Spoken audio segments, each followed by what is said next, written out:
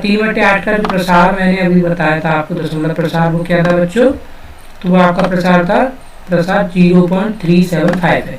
इसी तरह अन्य उदाहरण भी दे रखे थे, अन्य उदाहरण भी ले सकते हैं कुछ और, जैसे 1/4 हमने कोई उदाहरण लिया, उसका आंसर आ रहा है बच्चों 0.25। तो ये क्या है? दशमलव प्रसार है जो कि बहुत कम वैल्यू में आ गया।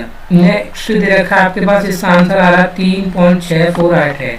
इन सभी स्थितियों में जो हमने ऊपर जो उदाहरण दे रखे उन सभी स्थितियों में परिमित चरणों के बाद में दशमलव प्रसार समाप्त हो रहा है। आपने देखा कि ये जो मैंने अभी उदाहरण लिए थे उनमें चल तो है वो दशमलव भिन्नों में दशमलव प्रसार चल रहा है, बट वो आगे जाकर के रुक रहा है, एक परिमित चरण में, एक ही चरण में कंप्लीट हो रहा है, तो वो आगे जाकर रुक जाता है। तो ऐसी जो संख्याएं हम क्या बोल सकते हैं बच्चों?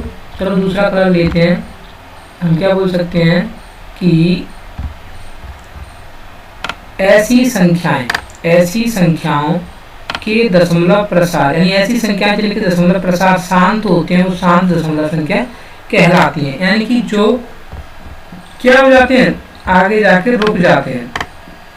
कहने का मतलब बस इतना सा है बच्चों कि आपका जो भी आप भाग दे रहे हो और आपका भाग एक प्रॉपरली जाता है और रिमाइंडर हमारा 0 आता है, तो शांत दशमलव संख्याएं कहलाती हैं। दूसरी स्थिति हमारे पास दे रखी कि शेष जो कुछ उदाहरण दे रखे थे उसमें कभी भी शून्य नहीं होता है, परंतु हमें भागफल में अंकों का एक पुनरावृत्ति होती रहती है। जैसा कि जो ऊपर यहाँ ही उदाहरण दे रखा है, ये वाला, ये जो उदाहरण दे रखा है इसमें पुनरावृत्ति हो रही है, और इस वाले में जो पुनरावृत्ति हो रही है आपके पास, तो ये पुनरावृत्ति वाले क्या कहलाते हैं?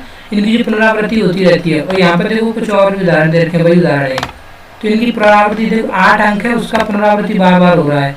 यहाँ पर 5 अंकों की पुनरावृत्ति बार बार हो रही है। तो ऐसी संख्याएं, ऐसे दशमलव प्रसार क्या कहलाते हैं?